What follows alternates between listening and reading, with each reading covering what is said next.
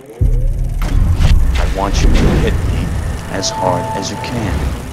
Hey everybody, this is Jason Dean with the Joe Blow Movie Network. Advertising is virtually everywhere and there's no way around it. But somehow it's still not okay when they stick a TV commercial in the middle of my movie without telling me. Let's count down our top 10 product placements in movies. Number 10 is the mega hit Jurassic World. There's a few product placements throughout the movie, notably Samsung mobile phones and the original Jurassic Park Jeep Wranglers, but the reason the movie is on our list is due to their contract with Mercedes-Benz. Based on how much the camera keeps the vehicle logo highlighted in each scene, you would think they must have co-financed the movie. I mean, there's nothing wrong with Mercedes, I suppose, but at some point, where does the movie start and the commercial end? We've been pre-booking tickets for months.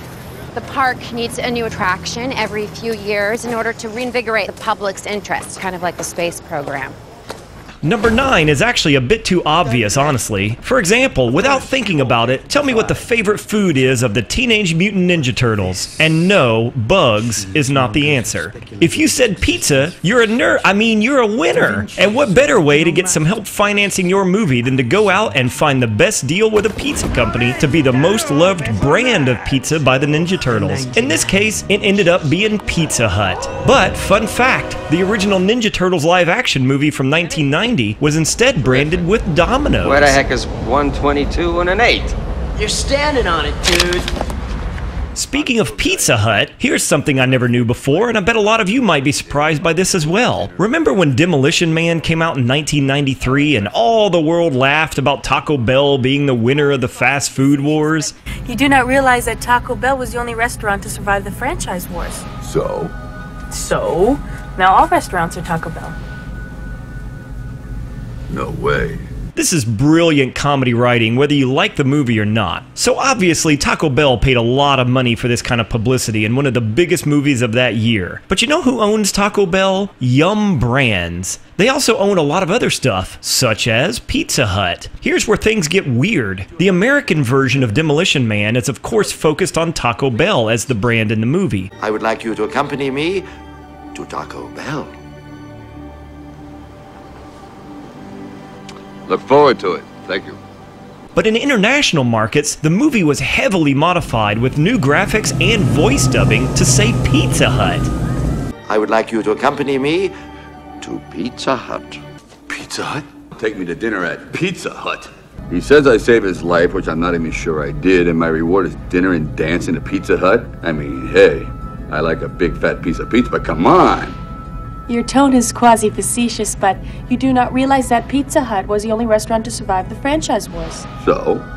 So? Now all restaurants are Pizza Hut. Since the money all comes from Yum Brands directly, they decided that the more universally recognizable global brand under their umbrella was Pizza Hut and had it changed in the international version. Coming from an American, I have to say this new info was bizarre to say the least. Number 7 is a couple of different brands that pop up in Man of Steel, and oddly, they both get destroyed. Typically, when a company chooses to advertise in a movie, it's pretty much a given that their product should be shown in a positive light. This idea also dictates there should be no damage or destruction of the brand or product on camera. Well, I guess IHOP and Sears had no problems with incorporating their stores into Man of Steel, regardless of the mega fight scenes taking place in their retail environments. Both scenes are memorable moments, and I assume they got their money's worth. Number 6, The Internship. Vince Vaughn, Owen Wilson. It's like Wedding Crashers, but instead of weddings, they crash Google. That's right, unless you were one of the 10 people that saw it, it was about Google. The whole movie. Google, Google, Google. That's it, just Google. The movie, basically. You know, just in case you hadn't heard of Google, and you're new to our planet, this movie will get you up to speed. Picture the greatest amusement park you've ever been to as a kid. Now imagine a place nothing like it and 1,000,000 times better. That's where we are. At number 5 is a favorite of mine. Don't roll your eyes. I like The Island. It might even be one of my favorite Michael Bay movies. I dig the concept and the pacing and the action. Good stuff. But you know what I could have done without? I didn't need Microsoft to obviously pay a ton of money to the production of this movie to remind me that they make Xbox gaming systems. Don't get me wrong, I mean I like my Xbox, and a pretty cool thing about the advertising for it here is the concept of full body motion controlled gaming long before they ever gave us the Kinect. So, I mean that's kinda neat neat on a conceptual level. Maybe next time I won't embarrass you in front of your friends. At number 4 is another movie that's almost a bit too obvious, but we put it on here regardless. Just like The Internship could have been literally called Google the Movie, The Wizard from 1989 was basically Fred Savage starring in a 90-minute commercial which could have been easily titled Nintendo the Movie. It highlighted the Nintendo Power Glove among other games and items, but its biggest claim to fame was the debut of the Super Mario Bros. 3 game during the finale. Although it is somewhat of a cult classic for the older generation, the movie ranks pretty low among people who weren't there to see it in its heyday. Pepsi. At number 2, the 2005 version of the Fantastic Four had a scene that was a literal billboard of 20 or more companies paying to throw their logo into a big summer blockbuster film. Let's take a look at this still shot and see how many you can find. It's kind of like Where's Waldo, but with companies who generally take your money in exchange for mediocre products and services. Hooray for capitalism! This scene goes on for quite a while too, just to make sure they could get as many logos in there as they could for as long as they could. And our number 1 is the franchise that is probably the most shameless in product placement. It's the Michael Bay world of Transformers. Age of Extinction was particularly bad with this Beats by Dre moment. You like music? The pill.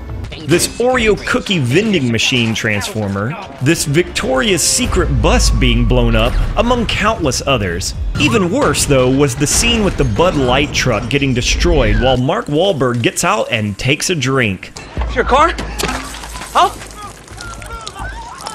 But not one to be content with a single focused branding moment, let's throw in a Goodyear logo right behind the actor during this confrontation. This of course doesn't even mention the literally hundreds of other product logos and placements throughout the movie, including the General Motors partnership. What people seem to forget about all of this though is that Transformers itself started life as nothing more than a 22-minute animated TV commercial to do nothing but sell toys. And that's why the irony of this entry on our list sticks out at number 1. So there's our top 10 product placements in movies. I'm Jason Dean for the Joe Blow Movie Network, and thanks for watching.